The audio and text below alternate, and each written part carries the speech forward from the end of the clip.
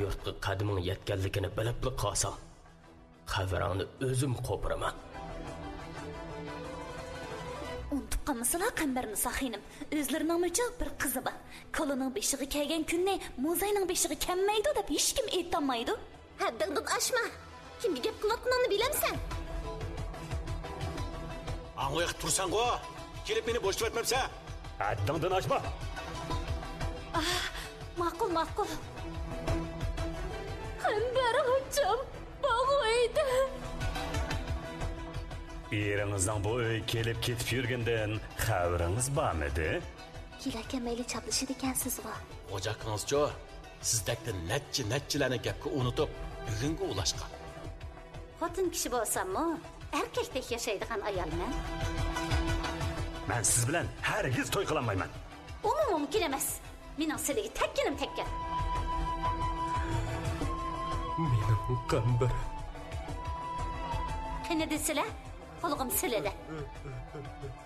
Voy yuragim. Voy mening dardlik yuragim. Qemarg'a tikilgan xotin. Oysham Ismoil tabassum. 23-qism.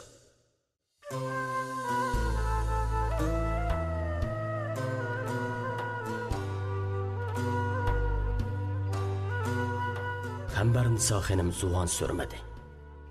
Gülsüm onunğa maqtaq qadılıb can jahli bilan olaydı-da, Zivarnisoni taslik yo'lab o'ylig'i ep chiqib, zilchi ustiga seliqliq turgan ko'rpada yotqizdi. Ondan yana tez chamdab dahlizga kirib ketdi. O namancho'loqni o'lib qolgan bo'lmasa yana deb ansirab qolgan edi. Shunga o yaqin kelib namancho'loqning burniga qo'lini tetkizib baqdi. Anam bosi tihoyatgan. Lekin bu o'shiqgagicha bog'lab qo'yish kerak. Gülsüm shularni o'ylab, ushqandek yugurib, lozimatliklarni qo'ydigan ambarga kirdi va u yerdan org'amchi tepib chiqib, namancho'loqni bakma tasdi bog'ladi. Yanadagi bo'shuk, takiya degandek narsalarning hammasini elib etib, hujra eshigini qulflab qo'ydi. Shu ishlar bo'lib o'tkichi bo'lgan oraliqda jaqildab titrab, hech nima deyanmay va hech nima qilolmay qo'rqib turgan Qambarni Saxinim uning ko'ziga to'limi yerganishlik ko'rinib ketyotdi. O bosog'iga mixlab qo'yilgandek midir-sidir qilmay turgan Qambarni Saxinimning oldiga kelib, uningga qayta tikildi va tishlari orasidan chiqarib, donima-dona qilib turib dedi. Unutib qolmasala Qambarni Saxinim, o'zlarining mo'chil bir qizi bor. Kolining beshiga kelgan kunni Mo'zayning beshiga kelmaydi deb hech kim aytolmaydi. Haddingdan oshma. Kimga gap qilayotganingni bilamsan? O'ziga g'azab bilan vaqirgan Qambarni Saxinimning boy Zivarnisa yordamga ehtiyojlik vaqtda ishlatmagan kallasi va kuchini endi o'ziga ishlatayotganligini ko'rgan Gulsum bosog'idan otlay deb turgan yerida chippada to'xtadi va shoqqida uningga qayrilib dedi. Bilaman, o'ziga o'xshash bir bechora notuman jon iffat qayg'usida tipirlavasa, qo'ldan keldigan turibmi yordam qilmoqda yo'q, eshik sirtida o'yin ko'rib turgan yaramas, chidamas, ichi qo'tir bir ayolga gap qilyapman. Bu gapni anglab, Qambarni Saxinimning chiroyi avval qadimmi bak totirib, lassida bo'lib qoldi. G'azabdan kirishgan tishlari bo'shab, ko'zlariga g'illat yosh keldi. Gülsüm onun mağlublarca içinişlik turqib qarab, meyqidi kulib qo'yib, Seyitboy yotgan uyga chiqib ketdi. Gülsüm kirganda Seyitboy allaqachon o'shiga kelgan bo'lib, supidan so'rilib yerga tushib, ishga yiqilib qolgan edi. Seyitboy o'shiga kelganda hayron qolgan ediki, shuncha vaqirabmi hech kimga ovozini anglatolmay ishga talmirib qolganda, Nimjon tenini so'rab ming japodi supiliviga kelganda, uningdan bak ilgarilashga ma'dur yetmay, ko'z oldi qorong'ulashganda, izchil ko'zini o'zamagan ochiq eshikning endi o'shiq kelganda taqilib qolganiga zodi aqli yetmadi. O'shini ilkiga ilishga tirishayotgan Seyitboy ishik sirtidagi, ya'ni ikki qadamli nerdagi yana bir hujra ishigida turib, qattiq tegishayotgan Qambarni Saxinim bilan Gulsumning ovozini, gaplarini aniq angladi. Gülsüm ishikni ichib kirib, Seyitboyning ishik to'dila yerda yotganligini ko'rib qo'rqib ketdi. U darhol Seyitboyni yo'lashtirdi. Lekin o'ruqlab ketgan bo'lsa-mu, bo'ybasti o'zidan yo'g'an bu odamni yo'lab turg'izishga kuchi yetmadi. Hamda kaniga qarab vaqirab dedi. Qarab turmay, kep yordamlasizlar. Shu chaqdala Qambarni Soxinim o'ziga kelib, payposlab kelganicha Seyitboyning yana bir qo'ltig'idan yo'ladi. Ikkalan Seyitboyni supiga ilib, o'rniga opirib yotqizdi. Seyitboyning ko'zlaridan munchoq yoshlar to'kilib o'tadi.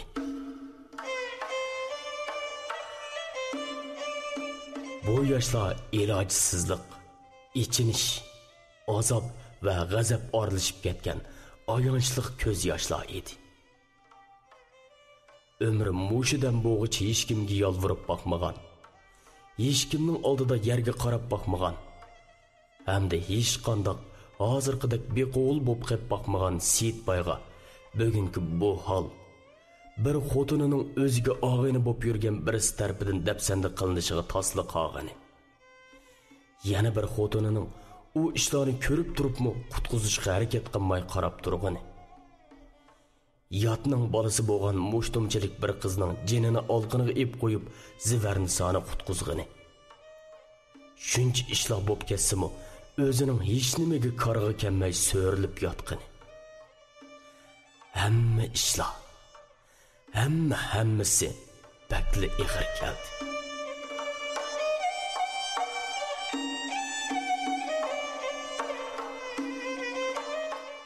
O Gülsüm sungan soğutilgan qaynoq suvni ichib, piyolani bo'shatgandan keyin yuzini tam tarafga qilib, bakmi o'ksib, to'limi uzoq yig'ladi.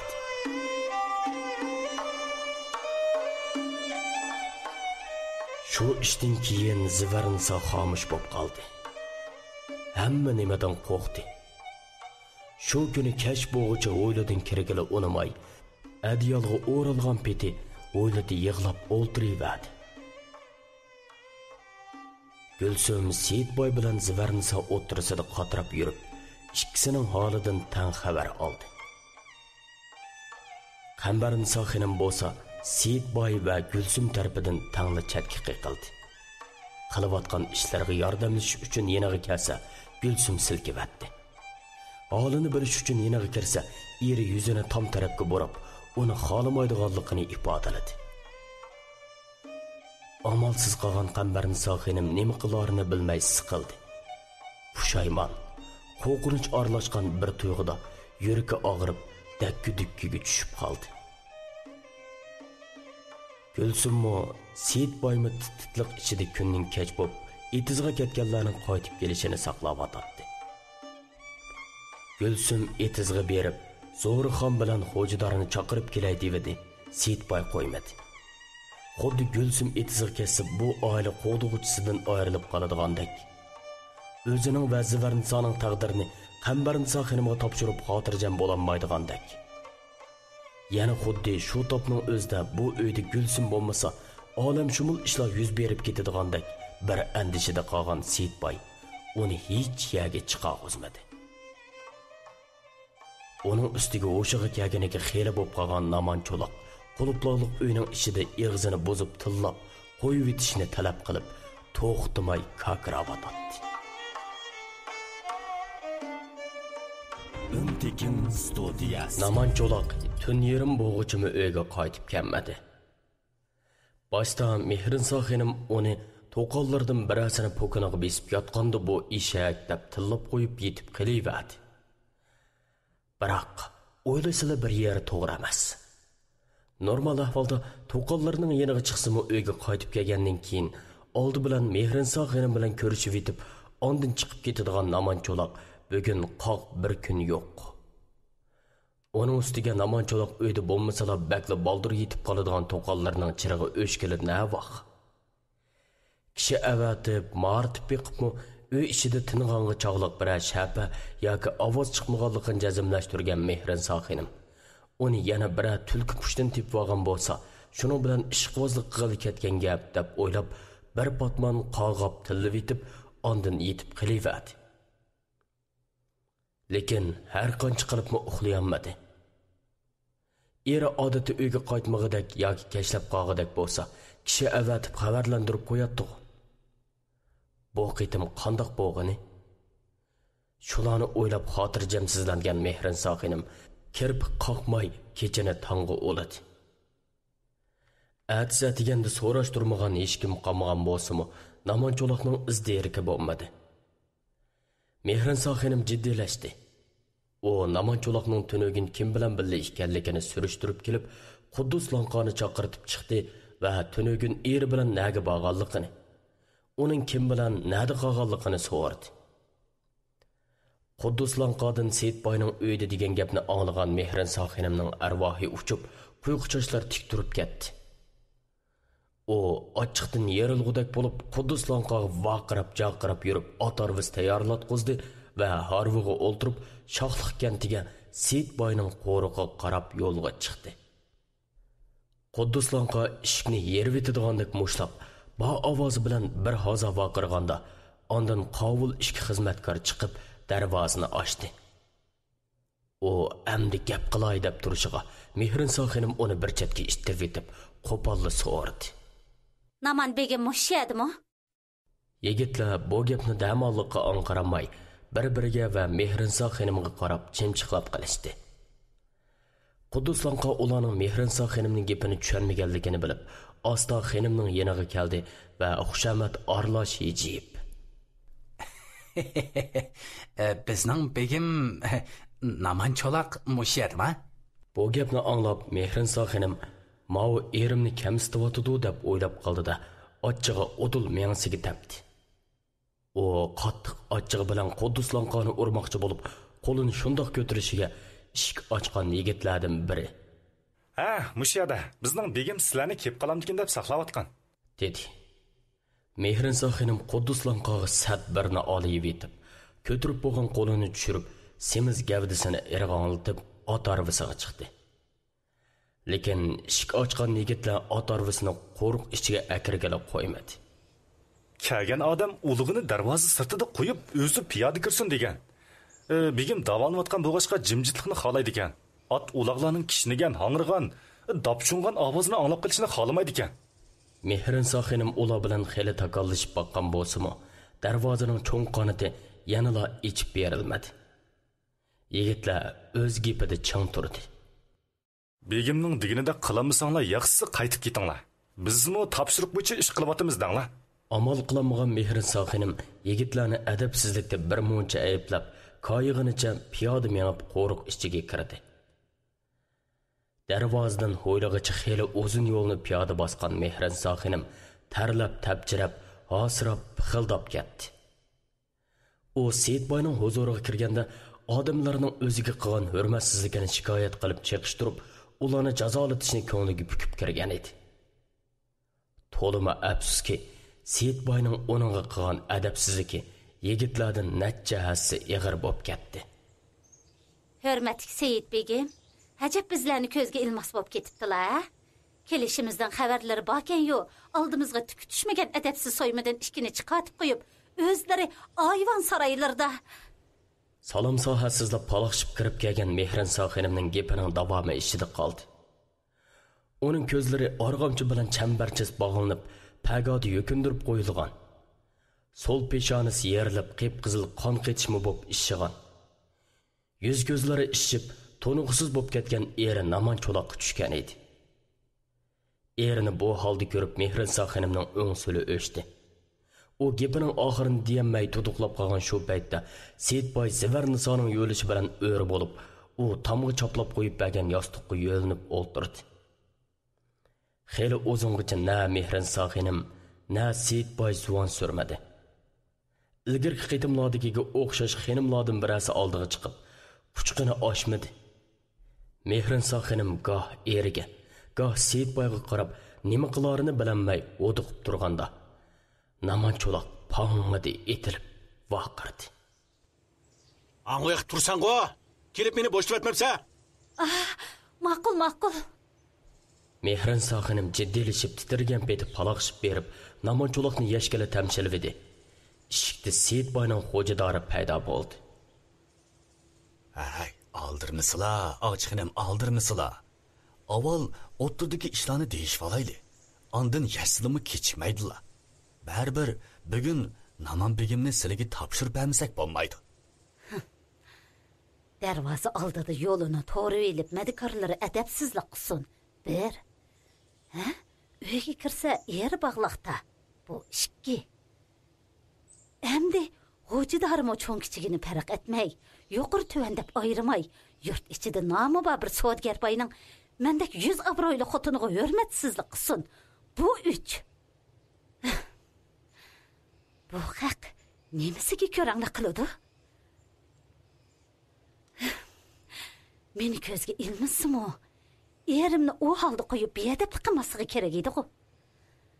To'xta. O'ttirdagi ishlarni deyishib olayli, damduma bu. Hey, o'ttirda biz deyishmasak bo'lmaydigan nima ish bordi? Shularni o'ylagan Mehrin Soxinim labbida Seyitboyga orqadan shoqqida xo'jadorga qarab do'q qilib dedi. O'ttirliqda nima ish bor edi? Bizning begimni shundoq bog'lab o'ltaq zo'b qo'yib ondan deyishmasak bo'lmaydigan. Qani desizlar? Qo'lig'im siladi. Xo'jador Seyitboyga qaradi. Seyitboy beshini lang'ishtib, ko'zini bo'shqini yumdi. Mehrin Soxinim bularning hammasini ko'rib turdi.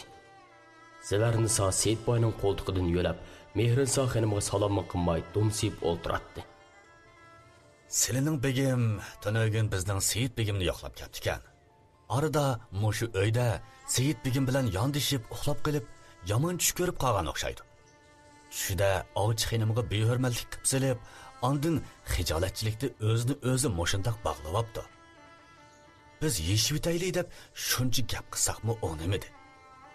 Tushimda qilgan hurmatsizligim uchun begim bilan ovchixinimdan moshindaq o'ltirib kechirim so'rayman deb tunogimdan beri mushu holda bog'lanib o'tirdi.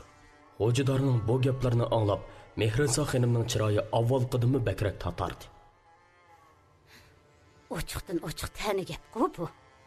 Tushida uni qilib, tushida mundaq bo'lib, o'zini o'zi bog'lab deb. Nada undaq ish bo'ladi? Yo'qmi o'sha Naman degan to'ngizdan bir ish chiqqan gap. Qaysi og'ich-xinimga behurmatlik qildi? Ochiqroq deb basila. Erimning o'rinda men ko'ngil qo'yay. Dedi Mehrin Soxinim g'azabdan g'al-g'al titrab turib. Bu ishda Naman begimga yon bosiman deb avar bo'lmasizlar. Og'ich-xinim, bunda g'azablanib ketishlarining ham hech qanday hojati yo'q. Bizning begimning muborak tini betob bo'g'ini bilan ahli ho'shi joyida. Gunohsiz bir odamni bog'latib, bekordan bekor bu yerga solib olib yurmaydi. Hamma gapni ochiq desak, har birimizning yuziga sat bo'ladi. Begimning fikri bo'yicha yepilgan qozon yepib biti qosin. Silimo a'larini epkasizlar. Qolgan gapni bizning begimning salomatligi asliga kelib, silining begim bilan yakmu-yak deyishalugidek bo'lganda o'zlari hal qilib oladi. Hozirning o'zida bak ko'chlaydim desilari, ko'ngillari azar-yab qoladi. Begimning hozircha surishtirmayman degini, silining yuzlarini oyig'ini, yuz berganini bilmaganlarga bizmi qarab turavermaymiz. Xo'jadorning vaznlik ham dardmiliq gaplari Mehrin Soxinimni obdalla tarlatib qo'ydi. U erining bu uyda bir falokatchilik terib qo'yganlikdan sirt, boyning qo'liga tushib qolganligini pamladi. Lekin mening bu ishni texmi aniqroq tushungim bor. Seyit begim saqayxanda deysa, erim bilan deyishib ola. Hozir men bu uyga keldim. Erimni bu holda ko'rdim. Menga bir javob berishinglar kerak-ku? Ha? Gap agitib, shunchalik tappaginim yetmadimi Mehrin Soxinim? Xo'jador zardi bilan Mehrin Soxinimga bo'ynini so'zdi. Mehrin Soxinim nimadir demoqchi bo'lib og'zini o'mallab turishiga Seyitboy og'iz ochdi. Men tushuntirib qo'yay.